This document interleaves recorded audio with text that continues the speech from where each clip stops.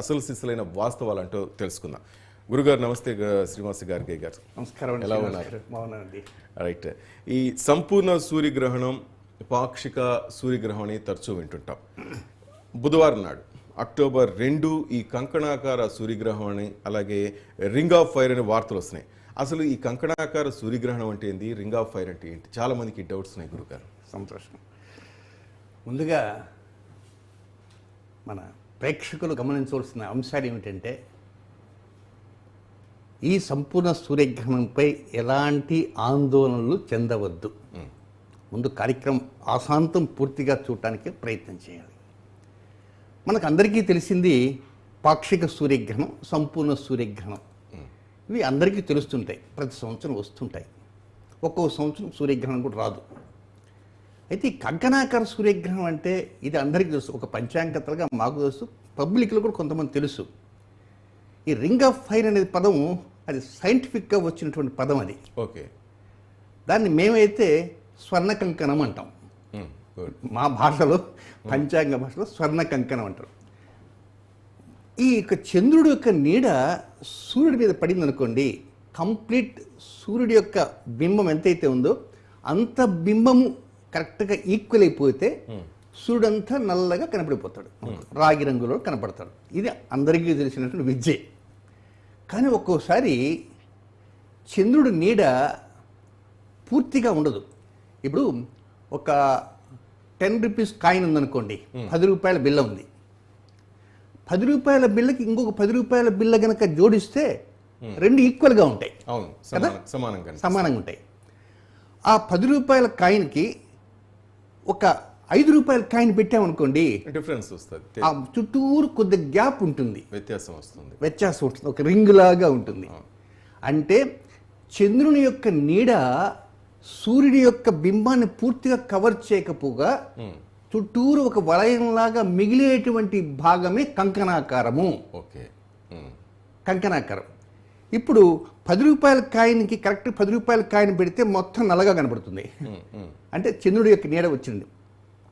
అదే 5 రూపాయల కాయిన్ పెట్టినప్పుడు చుట్టూరు బార్డర్ మిగిలింది కదా, ఇప్పుడు చంద్రుడి యొక్క నీడ 5 రూపాయల కాయిన్ లాగా ఉంటుంది అనుకుందాం. సూర్యుడు 10 రూపాయల కాయిన్ లాగా ఉంది. ఎప్పుడైతే ఈ నీడపై ఆ నీడ దాని మీద పడిందో చుట్టూ ఉండే బార్డర్ సూర్యుడిగా, సూర్యుడు వెలుగు కనపడుతూ ఉంటాడు, మధ్యలో చీకటిగా ఉంటుంది. ఆ వెలుగు కనపడేటువంటిది కంకణంలాగా ఉంటుంది గనక ఆ కంకణం ఎలా ఉంటుందంటే రింగ్ ఆఫ్ ఫైర్ అంటారు వాళ్ళు. మేమేం చేస్తామంటే ఒక బంగారు కంకణం ఎలా తలతలలాడుతూ మెరుస్తూ ఉంటుందో అది స్వర్ణ కంకణం, కంకణాకారం, వలయాకారం అని మా పంచాంగ భాషలో, జ్యోతిష పరిభాషలో. వాళ్ళేమిటంటే ఏదో అగ్నిజ్వాలలు ఒక రింగులాగా ఉన్నాయని రింగ్ ఆఫ్ ఫైర్ అని ముద్దుగా పెట్టేశారు. ఇది తేడా. అంటే ఇప్పుడు ప్రజెంట్ ఉండేటువంటి ఈ చంద్రుడి యొక్క మొత్తం బింబము సూర్యుని 100% కవర్ చేయటంలే, 93% మాత్రమే కవర్ చేస్తున్నది. 93% కవర్ చేస్తుంటే మిగిలినటువంటి రింగ్ అంతా 7%, ఓన్లీ 7% ఉంది. ఆ 7% మాత్రమే మనకు కంకణంలాగా కనపడుతుంది. అయితే ఈ కంకణము ఎప్పుడు కనపడుతుంది? మన మామూలుగా గ్రహణం అనేప్పుడు ఇది అందరూ తెలుసుకోవాల్సింది, నెట్లో కొట్టంగానే ఏదో టైమింగ్స్ కనబడతాయి. వీళ్ళు ఆ టైంని బట్టి సిద్ధాంతులు కూర్చునేది చెప్తుంటారు. దీంట్లో ఛాయ, ప్రతిఛాయ అంటారు. సహజంగా సైంటిస్టులు వాళ్ళు ఏంటంటే ఒక్కోసారి సోలార్ ఎక్లిప్స్ అంటే సూర్యగ్రహణం, లూనార్ ఎక్లిప్స్ అంటే చంద్రగ్రహణం. చంద్రగ్రహణం ఉంది అని సైంటిస్ట్ అంటారు, మనకు కనపడదు చంద్రగ్రహణం. దాన్ని తెలుగులో మేమేం చేస్తామంటే ప్రచ్ఛాయ చంద్రగ్రహణము అంటాం.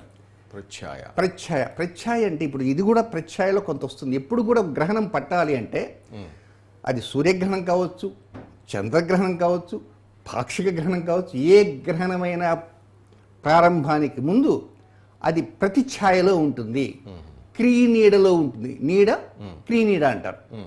ఆ క్రీనీడలో ఉన్నప్పుడు ఏమిటంటే జస్ట్ లైటింగ్ మాత్రం ఫెయిల్ అవుతుంది. ఇప్పుడు ఫర్ ఎగ్జాంపుల్ చంద్రగ్రహణం అనుకుందాం. ఇది ఎందుకు చెప్తున్నానంటే టైమింగ్స్ తేడా వచ్చేటికి, హే గార్గే సిద్ధాంత్ ఇలా చెప్పారు, నెట్లో ఇలా ఉంది అనేటువంటి భావనలు చెప్పేటువంటి వారు ఉంటారు. చంద్రగ్రహణకి వెళ్తే క్లియర్గా తెలుస్తుంది. చంద్రగ్రహణం ఈరోజు ఉన్నది అంటారు. నా పంచాంగం రాస్తుంటారు ప్రత్యయ చంద్రగ్రహణం ఉంది అని. అయితే ప్రత్యయ చంద్రగ్రహణం అంటే 100% వెలుగుతో ఉన్నటువంటి చంద్రుడు ఒక 10% మాత్రమే కాంతి విహీనమై 90% చంద్రుడు కనబడుతూనే ఉంటాడు. Okay. It is known as ప్రత్యయ చంద్రగ్రహణము. అది మామూలు చంద్రగ్రహణం అంటే 100% ఛాయలో ఉంటుంది. ఓకే.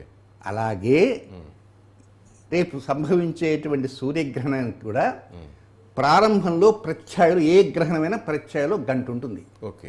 60 నుంచి 62 నిమిషాలు, ఒక్కోసారి మ్యాక్సిమం 65 నిమిషాలు కూడా వస్తుంటుంది. 60 నిమిషాలు ఖచ్చితంగా ఉంటుంది. కనుక రేపు భారత కాలమాన ప్రకారం మన టైం ప్రకారం ముందు చెబుతుంది 9 గంటల 13 నిమిషాలు ఉందాం అనుకో. 9 గంటల 10 నిమిషాలు గ్రహణం ఏం పట్టదు. 9 గంటల 13 నిమిషాల నుంచి ప్రత్యయలోకి వస్తుంటాడు. ఓకే. అంటే 10 గంటల 13 నిమిషాలు సూర్యుడు కనపడుతూనే ఉంటాడు. 10 గంటల 13 నిమిషాలకి గ్రహణం స్టార్ట్ అవుతుంది. ఓకే. అది తెల్లవారుజామున 3 గంటల 17 నిమిషాలకి వెళ్తుంది అందరూ అనుకుంటారు. కానీ 2 గంటల 17 నిమిషాలు ముగిసిపోతుంది. ఓకే. చివరిలో కూడా 1 గంట ప్రత్యయలో ఉంటుంది. ఓకే. అంటే టోటల్గా రేపటి గ్రహణము భారత కాలమాన ప్రకారం రాత్రి 10 గంటల 13 నిమిషాల దగ్గర నుంచి వేకుంజామున 2 గంటల 17 నిమిషాల దాకా, అంటే 4 గంటల 4 నిమిషాలు